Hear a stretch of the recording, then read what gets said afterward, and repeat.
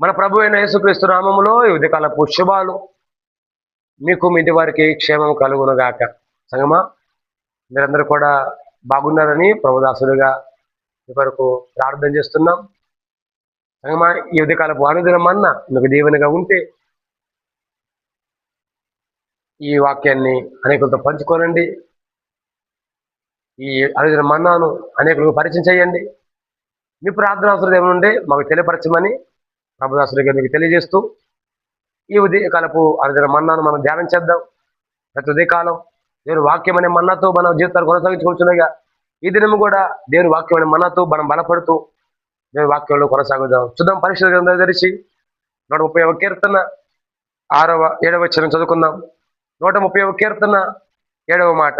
ఇశ్రాయేలు, యెహోవా మీద ఆశ పెట్టుకొనుము, యెహోవా యొద్ద కృప దొరుకును, ఆయన యొద్ద సంపూర్ణ విమోచన దొరుకును.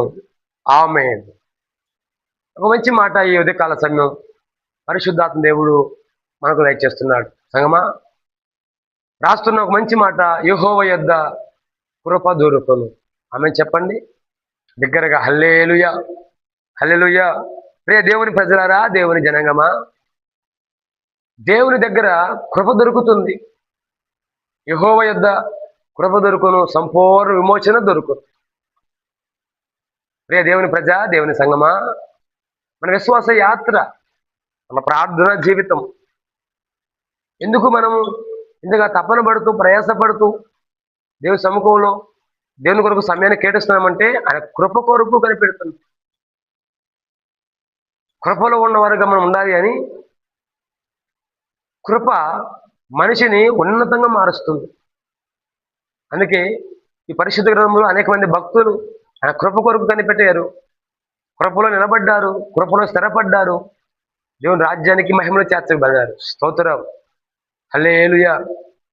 ఇందుకీ ఈ కృప ఏం చేస్తుంది అంటే అర్హత లేని వారిని అర్హులుగా చేస్తుంది. ఏ దిక్కు లేని వారికి దిక్కుగా మారుతుంది. ఎన్నిక లేని వాడిని బలమైన జనముగా మారుస్తుంది. బంధకాల మధ్యన వారిని బంధకాలు తెంచివేసి విడుదల కలిగిస్తుంది. యెహోవా యొద్ద కృప ఏం చేస్తుంది అంటే మనకున్న బలహీనతలు బలముగా మారుతుంది, మనకున్న దుఃఖములు సంతోషంగా మారుతుంది, మనల్ని విజయోత్సాహంలో నడిపిస్తుంది. స్తోత్రం, హల్లెలూయా. అడుగడుగున నా యేసయ్య కృప ఈ పగలు నిన్ను వెంటాడును గాక. అడుగడుగున నా యేసయ్య కృప నీ మీద ఆవరింపబడును గాక. ఆమేన్, హల్లెలూయా. అందుకే ఆయన కృపలో మనం నిలబడగలగాలి, కృప కొరకు వేడుకోగలగాలి, కృప కొరకు ప్రార్థించగలగాలి. యెహోవా కృప మన జీవితాల్లో మన పొందుకొందుము గాక. అందుకే వాక్యం కదా, యెహోవా యొద్ద కృప దొరుకును. ఆమేన్. కృప అంటే మీకు తెలియజేసిన నిర్వచనం. అర్హత లేని వారికి అర్హత కలిగించేది కృప. సంగమా, ఈ పగలు దేవుని సేవకుడిగా నీకున్న జీవితాన్ని బట్టి, నీకున్న భవిష్యత్తుని బట్టి, నీకున్న పరిస్థితులను బట్టి నువ్వు ఎలాంటి వాడువో ఎలాంటి ధరవో నిన్ను విమర్శించేవారు ఎక్కువ. నీ కులాన్ని, నీ మతాన్ని, నీ రంగును, నీ హావభావాలను విమర్శించేవారు, ఎగతాళి చేసేవారు, అర్హుడు కాదనట్లుగా, యోగ్యమైన వాడు కాదనట్లుగా మనల్ని ఎగతాళి చేసే గుంపు ఎక్కువ.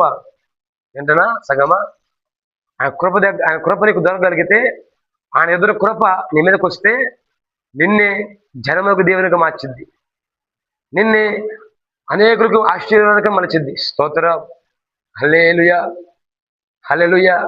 మీకు అర్థం కూడా వస్తుంది, జ్ఞాపకం చేస్తా.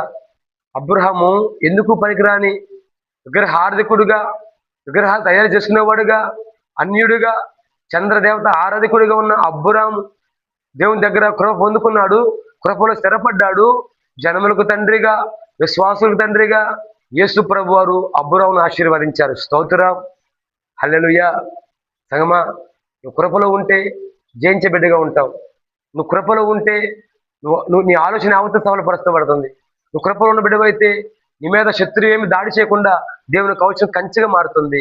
ఈ పగటి కాల వేళ ఆ కృప కొరకు ప్రార్థించగలిగితే నా యేసయ్య తన కృపతో నీ కుటుంబాన్ని దర్శించును గాక. నా యేసయ్య తన కృపతో నిన్ను ఆశీర్వదించును గాక. దేవుని కృప ఇక తోడై నడిపించును గాక. నిశ్చయముగా యెహోవా యొద్దకు కృపను పొందుకొని ఈ దినము మనం జీవితం కొనసాగించుకుందాం. దేవుని కృప ఈ పగలు మనందరినీ ఆవరించి తన రాకడకు ఆయత్తపరచును గాక. దేవుడి వాక్యమును మన మీద దీవించును గాక. ఆమె చిన్న ప్రార్థన చేద్దాం. ప్రేమగల తండ్రి, నీకు స్తోత్రాలు. అయ్యా, మీ వద్ద దొరికే కృపను మాకు దయచేయండి. మీ కృపలో మమ్మల్ని స్థిరపరచండి.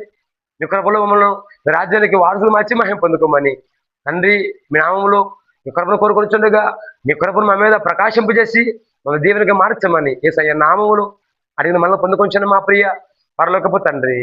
ఆమేన్, ఆమేన్, ఆమేన్.